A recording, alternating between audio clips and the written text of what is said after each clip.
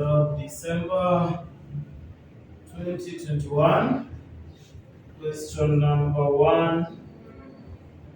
December 2021. Question number 1. Let me do 1A. I start with 1A. So this is auditing and assurance. This is the intermediate level. Auditing and assurance, intermediate level. December 2021. Question number 1A. Explain the meaning of the term inherent risk. So you need to explain what is inherent risk. Which is how many marks? This should be 2 marks, yeah?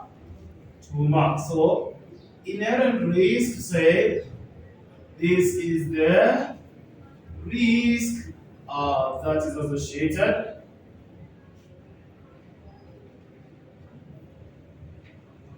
with an entity and its environment. So in other terms, it is the possibility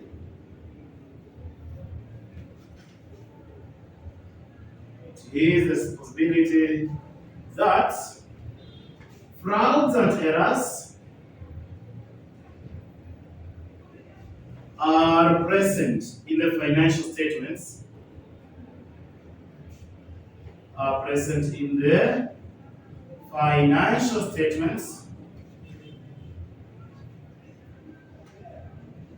prior to institution of controls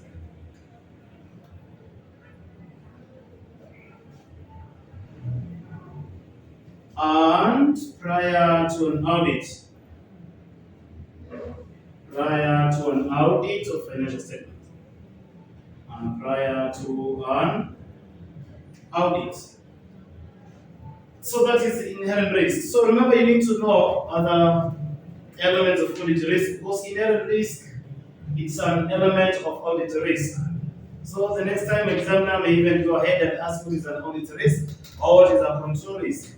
So remember, I said audit risk is the possibility that the auditor's opinion on the financial statements will be wrong. Control risk is the possibility that the client's internal control system will not detect fraud and errors which are in the financial statements. So what you need to understand is this. Remember, we said, let me just have a brief explanation here about the elements. Elements of audit risk, which covered under plan name.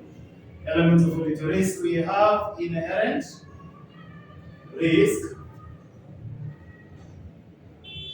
Can use IR for this abbreviation.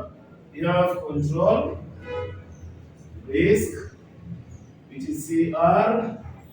We have the detection risk, which is DR. So when you talk of inherent risk, I've said is the possibility we have errors and frauds before the systems are put in place, or the risk associated with an entity within its environment. Then it is before the controls of the company are put in place, and also prior to an audit of financial statement. Before it comes to do the audit, already we have errors and frauds. That is what we call the inherent risk. Then the company puts up some systems in order, and one of the objectives of the internal control systems is to do what? To detect errors and fraud. So when the systems of the company they fail to do what they should do, which is detecting those errors which are already in the financial statements. Failure by the system to detect the errors and frauds in the financial statements, that risk is what we call the control risk. Auditor comes to do the audit at the end of the year. After the company has closed its books, then auditor comes to do the audit. When auditor comes, he should perform what we call the substantive tests. Substantive tests are tests performed on the transactions and account balances to ascertain for accuracy, validity, and completeness. Now, when the auditor's substantive test again they fail, that risk is called detection risk. The possibility that the auditor's substantive test will also fail to detect the errors and frauds, which were not detected by the internal control system of the company. Because if the system could have detected errors, then even auditor here has got nothing much to do. Even if it doesn't detect, there is nothing to detect already. The system they have done away with the errors that they have detected. Now, when auditor comes or when the auditor does the audit, he expresses an opinion. He is saying everything is okay. He will say there is no error, maybe. He will say that everything is good, or he has done his work accordingly, and he gives the best opinion or the best assurance. But the truth is, things are not okay. Okay.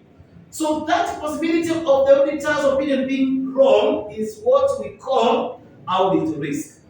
He has not detected errors, but they are there. He has not detected frauds, but they are there. He has not seen them. So he sees things okay when they are not okay, and that is what we call audit risk. So audit risk, I'm abbreviating it as AR, is the possibility that the auditor's opinion on the financial statements shall be wrong or it will be invalid.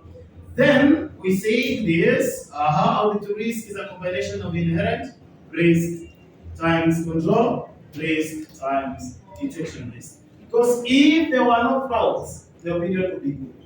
If the system could have detected the errors, then also the opinion would be good. If the auditor's substantive test could have even could have also detected the errors, or the auditor could have done the test and detect the errors, again the opinion of the auditor will be okay. So that's why they relate that way. Now I want to do part B of the question, part B.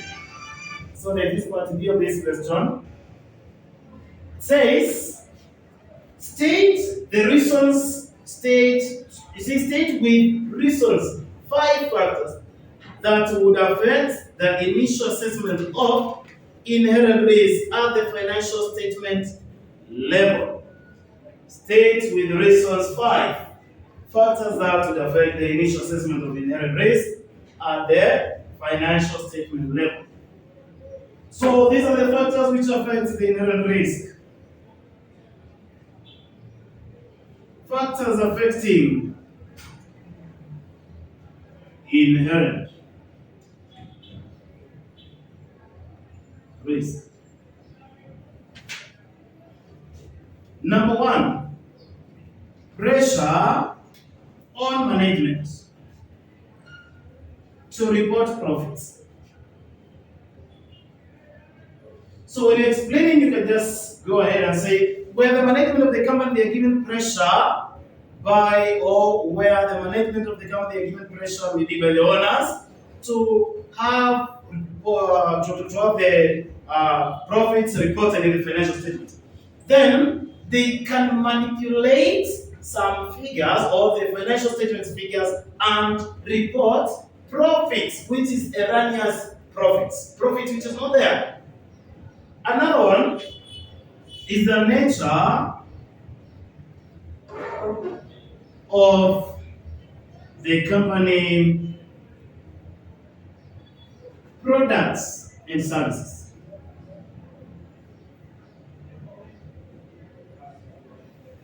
So some products are prone to frauds.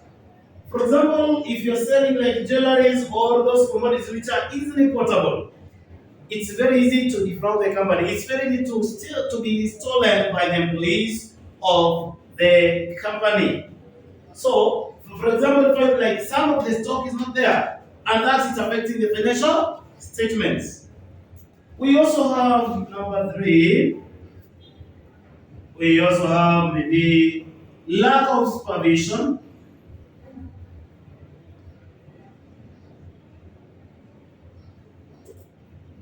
Lack of supervision in the company. So if the company does not have proper supervision of how things are being done, people are going to steal, people are going to defraud the company. So that one leads to fraud in the company. Another reason behind inherent risk is like, for example, where the management of the company, you may find sometimes the controls to be put in place, because this is before controls. So before controls are put in place, people know that if we have brought different systems or different controls in our company, then the systems can make us not to just work according to what we have been doing, or not to steal from the company. That attitude of the company managers and employees with respect to the controls to be put in place, because inherently before controls are put in place, then that one also affects the inherent risk. So attitude of the management and company employees.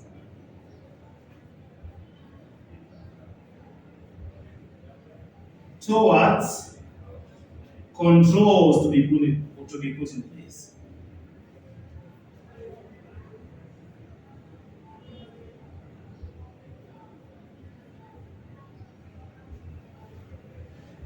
Again, in a company, we find you don't have qualified people. You don't have people who have experience. You are just incorporating all the people who are doing the preparation of the financial statements. They lack the knowledge and the professional qualification.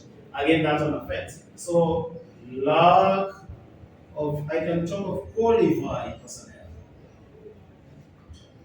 Lack of qualified personnel to do the work. So those are